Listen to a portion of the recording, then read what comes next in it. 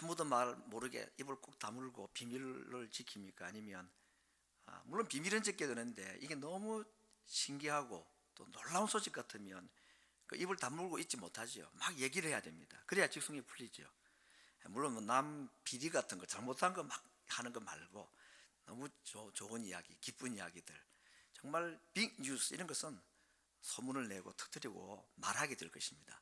오늘 우리가 읽었던 성경에는 이 바울이 가슴에 담아두지를 못하고 말하지 않고는 견딜 수가 없는 그 비밀을 하나 발견을 해가지고 그 비밀을 지금 이야기하는 내용입니다. 1절은 이렇게 시작을 합니다. 이러므로 그리스도 예수의 일로 너희 이방을 위하여 갇힌 자 된 나 바울은 하고 점이 점점점점 있습니다. 이 무슨 성경이 이렇게 점을 왜 찍어놨을까? 이것은 이제 에베소서 3장의 구절을 보면 이해가 되는데, 바울은 지금 에베소 교회를 위한 기도를 두 번째로 지금 하려고 하고 있습니다.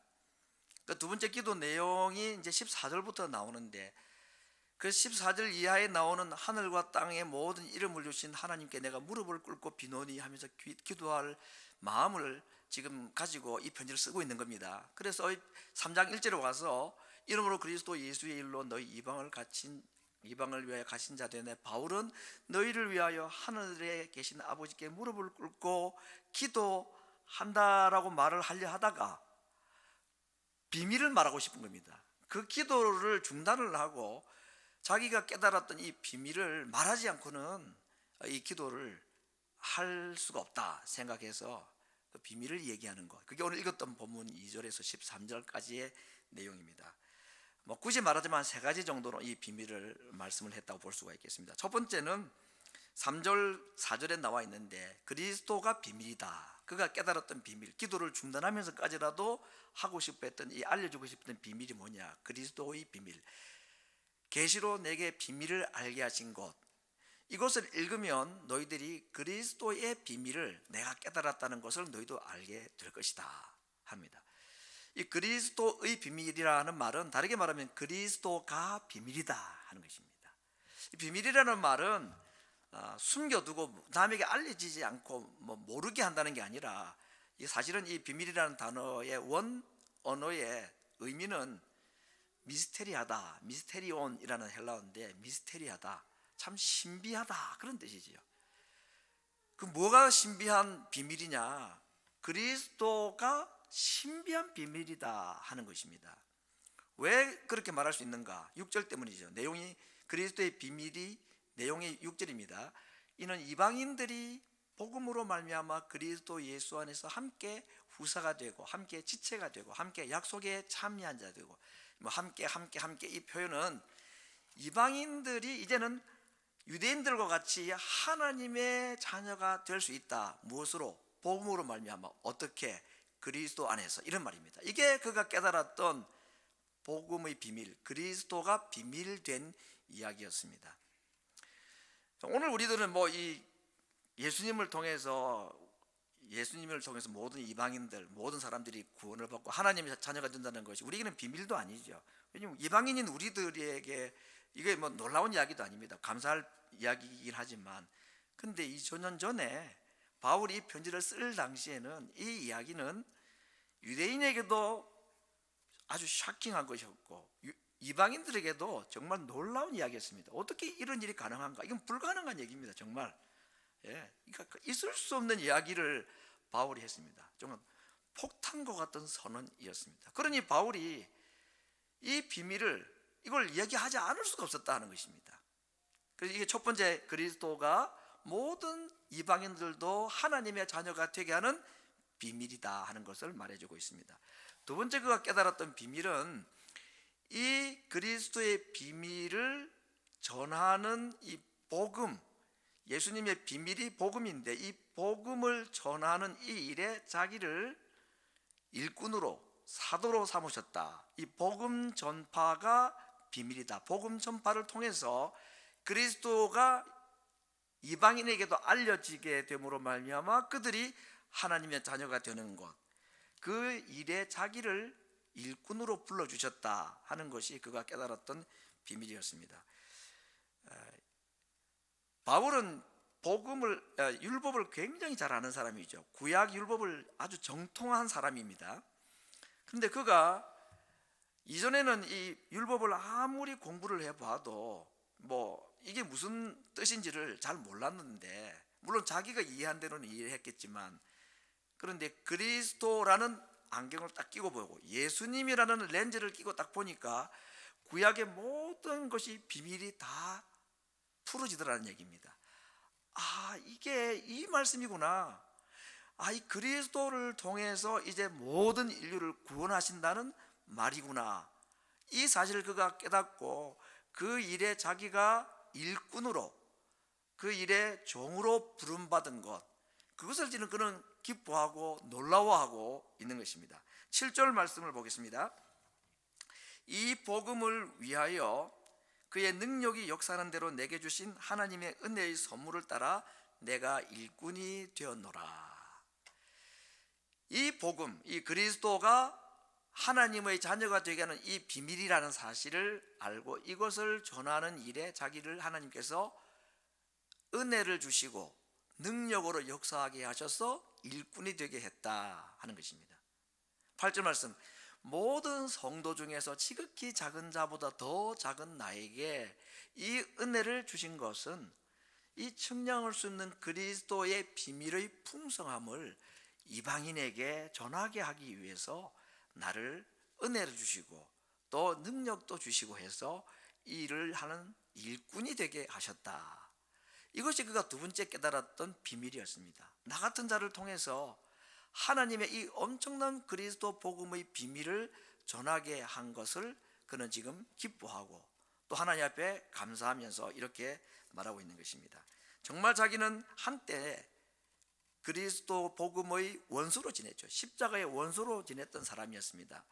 그런데 그런 자기에게 어떻게 하나님께서 은혜를 주셔서 이제는 그리스도의 복음을 전하는 자로, 그리스도의 복음을 믿는 자들을 잡아 감옥에 가두던 자가 이제는 그를 위하여 갇힌 자로 살아가고 감옥에 갇히고 목숨을 내어놓는 것까지도 두려워하지 않을 정도로 그 일에 비밀을 맡은 자, 그것을 자기가 이 하나님께서 하신 이 비밀의 일꾼, 영어로 말하면은 이 복음의 신비한 이 미스테리한 이 복음을 전하는 미니스트리가 되게 하신 것을 그가 지금 감격하고 기뻐하고 이야기하고 있는 것입니다.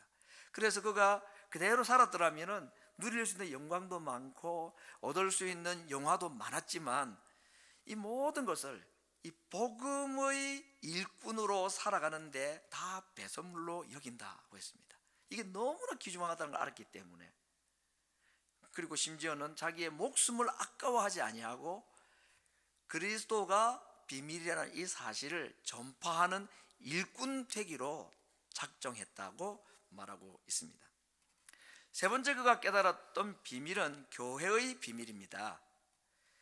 10절에 보니까 이제 교회로 말미암아 하늘에서 정사와 권세들에게 세상의 모든 영역에 하나님의 모든 지혜, 각종 지혜를 알게 하시기를 원하셨다.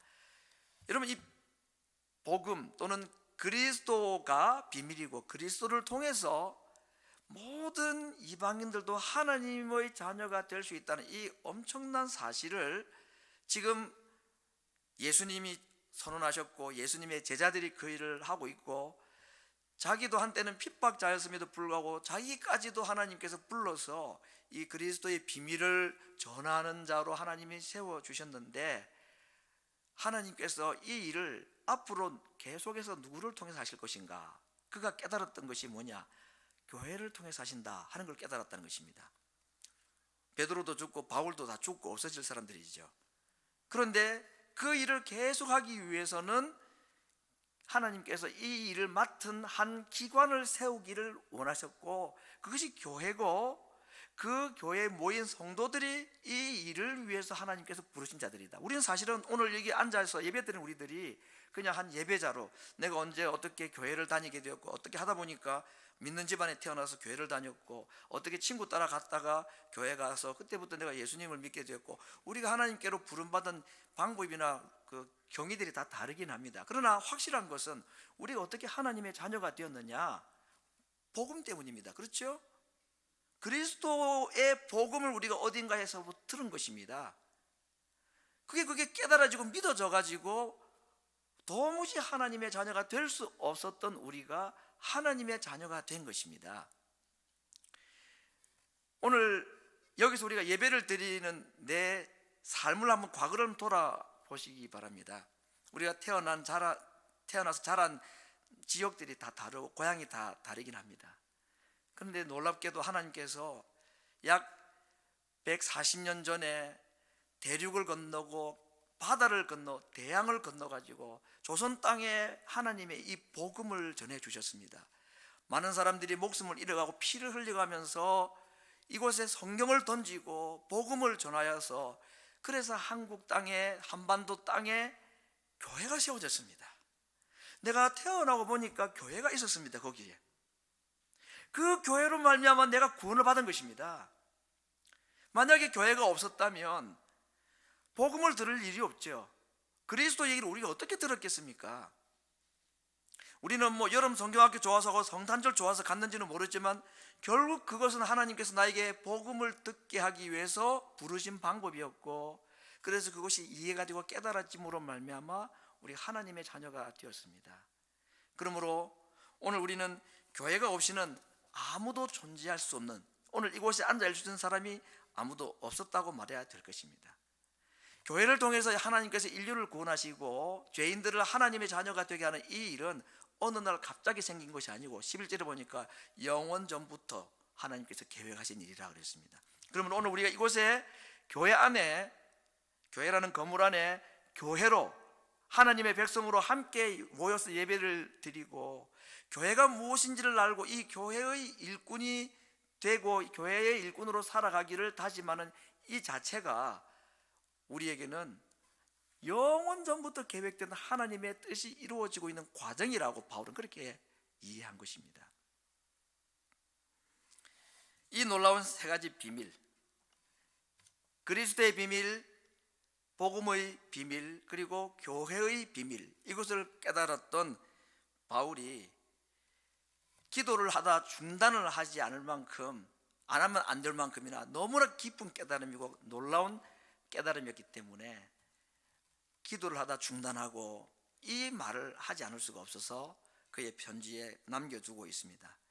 교회가 얼마나 놀라운가 하는 것을 그가 말하고 있습니다.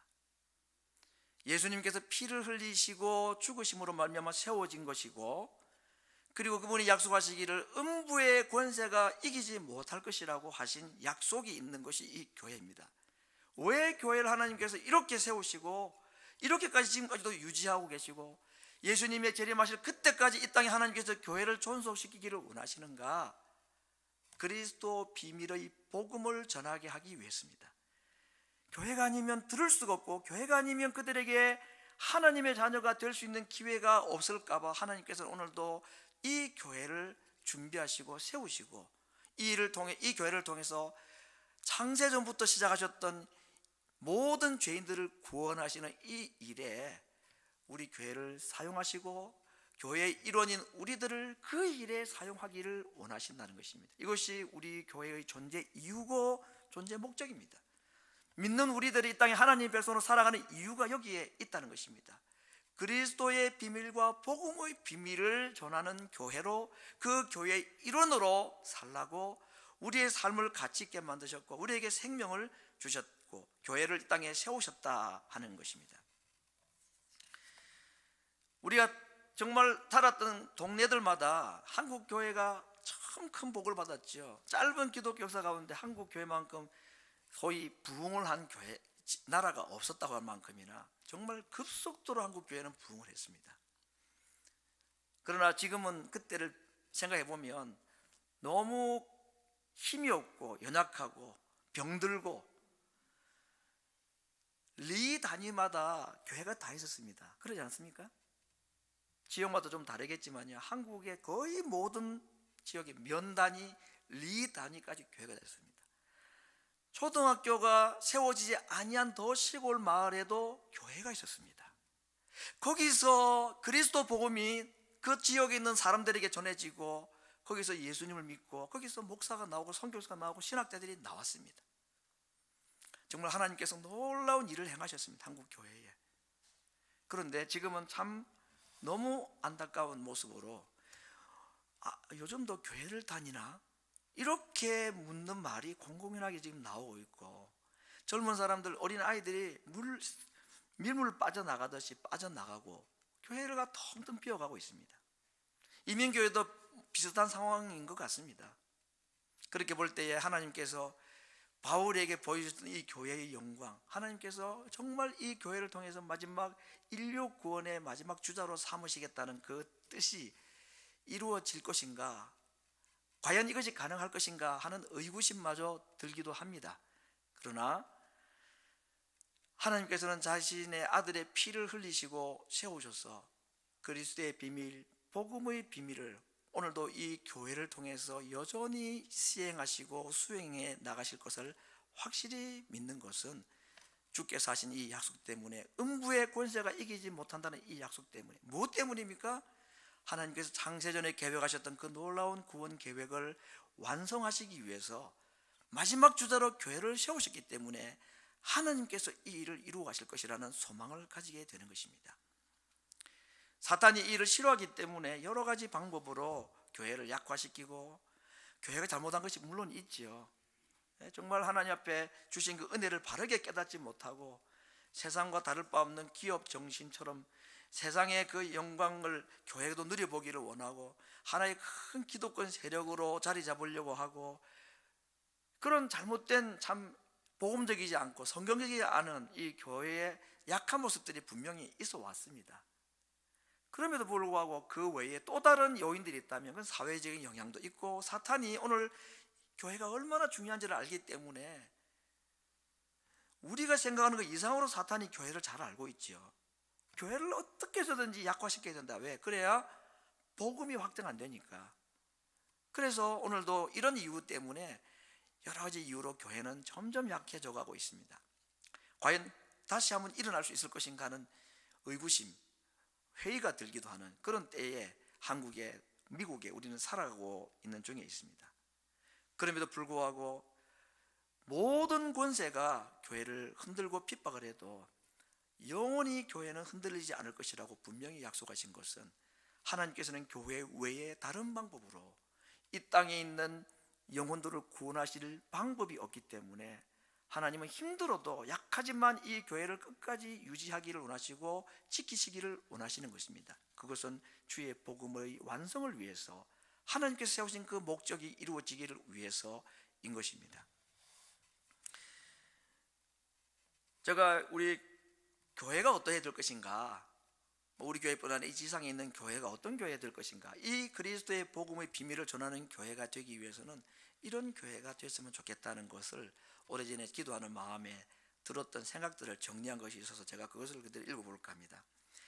아무에게도 관심과 사랑을 받지 못하여서 홀로 외로이 살아가던 자들이 이 교회라는 곳에 와서 신앙의 친구를 만나고, 그래서 하나님을 만나서 사랑을 공급받는, 그래서 다시 힘을 얻고 용기를 얻는 장소, 감당하기 힘든 삶의 무게를 이기지 못해서 한숨과 눈물로 나날을 보내던 자들이 주일마다 교회 와서 함께 예배할 때에, 함께 찬송하고 성도들과 교제하고 기도할 때에 새 힘을 얻어서 다시 세상을 향하여서 당당하게 하나님의 백성으로 무장되어 걸어 나갈 수 있는 곳, 청정병력과 같은 의사의 진단서를 들고 망연자실하던 성도들, 삶의 소망이 끊어진 자들이 성도들의 간절한 기도로 말미암아 기적적인 회생과 회복을 경험하고 기도 응답의 역사를 체험하는 장소, 목적도 소망도 없이 돈 따라 쾌락 따라 허무하게 한평생을 살아가던 인생들이 이곳에 와서 예수님을 만남으로 말미암아 삶의 목적이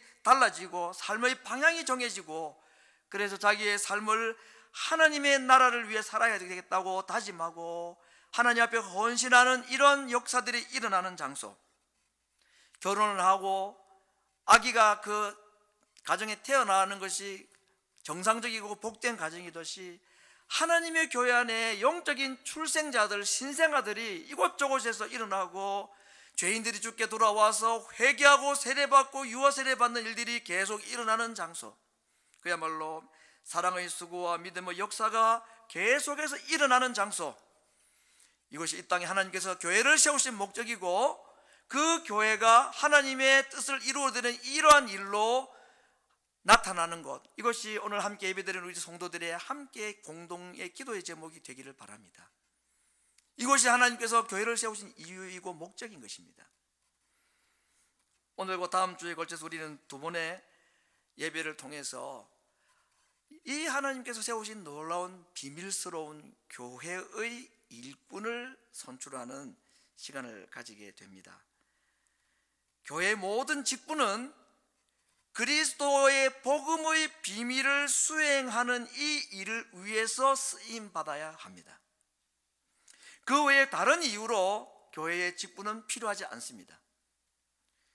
교회 일꾼은 계급도 아니고 신앙생활을 좀 오래 한 사람들에게, 또 경제적인 여유가 있는 사람들에게 일할 수 있는 감투를 씌워주는 것도 아닙니다.